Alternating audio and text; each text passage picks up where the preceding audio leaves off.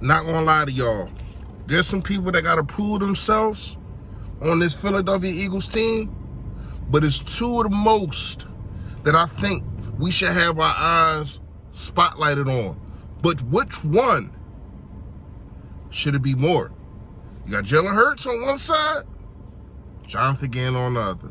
These are the top two, but which is top one? Let's talk about it, y'all. Yo, that! A, G, L, E, S. Eagles! Eagles! Say fly, Eagles, fly. Fly, Eagles, fly. Fly, Eagles, fly.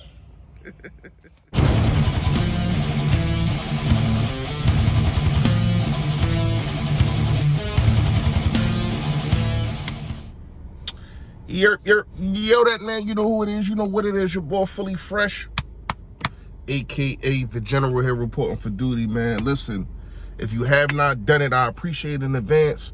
Y'all been coming through for your boy, man. I appreciate it in advance. You just hit that sub button that's right down there it go. Yes, and also, you know what I mean, some dog next to it and let you know when I put up all this flavor. Sharing is caring too. You can share this video.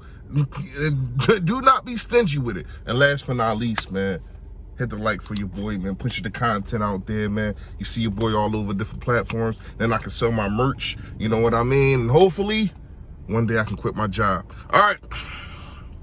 Fresh fact of the day. Fresh fact of the day is, sometimes if you want to see where somebody at, just don't pick up the phone first. Just don't reach out first. And see how long it takes that person to get at you without asking you for something. Sometimes that's all it takes. It's for you to have phone silence because they're so used to you hitting them up first. You probably bothering them. They're so used to this and so used to that. If you feel somebody might feel some type of way about you, sometimes it's just easy just to go silent and see what happens after that. I done did it. All right. What we not gonna go silence is about the pressure and how much pressure is on such said defensive coordinator and such said quarterback.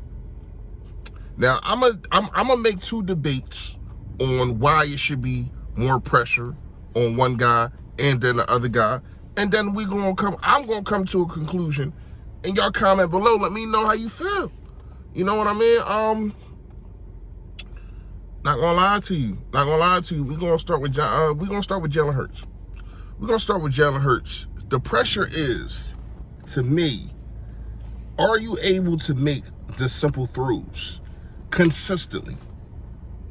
Are you able to make the simple throws consistently? Because I'm not saying that you can't, but this offense is predicated of you making those simple throws. Because you have guys in Devontae Smith, obviously, and A.J. Brown, obviously, and Dallas Goedert, and Quez Watkins, if he's schemed up right, that can get so many yards after the catch. We can lead the league in yak yards. So to me, it's not about throwing the deep ball. Yes, you want Quez to have, you want him to have like 6 or 7 60-yard touchdowns and all that. But I don't know if that's reality. More reality is for Jalen Hurts to look at defenses and dissect and take what they're giving him. Because to tell you the truth, if he's going to be our franchise quarterback, I don't even want him running. I know that's a part of his game. I get it. I understand it. See, scrambling and running are two different things to me. Like, McNabb was a scrambler. Vic was a runner. You get what I'm saying? Like, Russell Wilson, when he first came into the league, was a runner. But then he became a scrambler. He gets out of trouble. He uses his feet just to get out of trouble. Not out of, I'm just going to use it. And some of that is on coaching. This is why, to me, I don't want to see a whole bunch of RPOs. Because you're giving him the run-pass option. You're giving him the option to run. Take that option away from him. Either hand the ball over or step back, 3 to 4, 5 step backs, or shotgun, and let him dissect the defense like that. To me, when you give him RPOs, it's too much.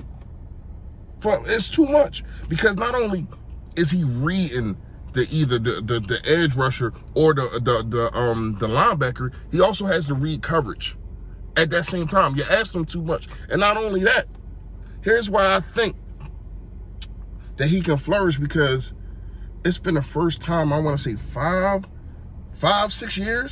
years at the, I'm gonna say 6 at the most, that he has been in the same offense 2 years straight.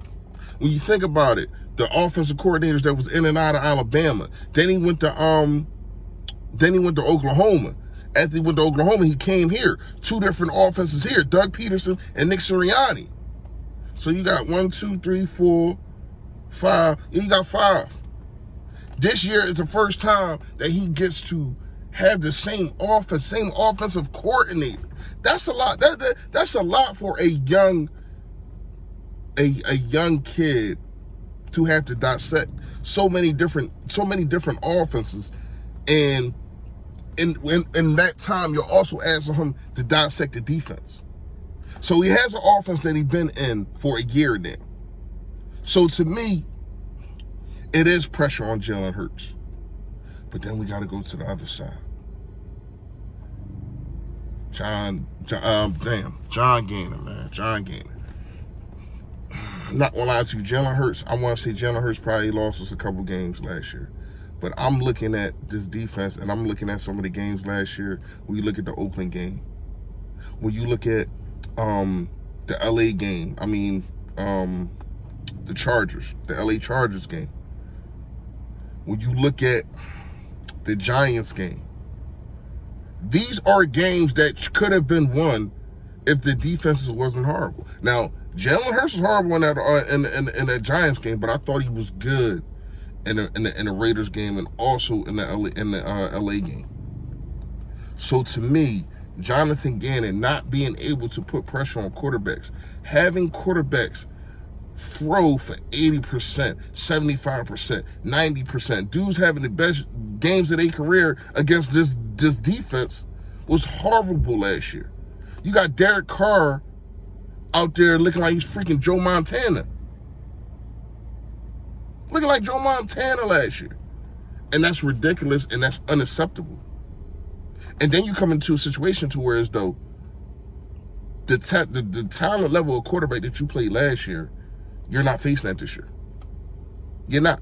So all the respect that you wanted to give these guys with these 8-yard dropbacks and all of this and yada yada yada, that gotta stop. You need to get after these quarterbacks. Yes, we play Aaron Rodgers. Yes, we play Dak Prescott. And after that, who can really beat you? Kyler Murray, if he's in his groove and he's not hurt, you got Kyler Murray. James Winston definitely can beat you. He definitely can throw the football. But you have to get after him. James Winston also can't run the football. He can't get out of trouble. He's one of the fewer minority quarterbacks that can't really run. See what I'm saying? So, once again, I haven't broke down the schedule yet because Jonathan Gannon scares me so freaking much. He scares me so much. Not gonna lie to you. I'm probably gonna do that this week. It's something that I have to do. I know. It's something that I have to do. Give y'all a record prediction. I'm going to do that, but it's just Jonathan Gannon scares me.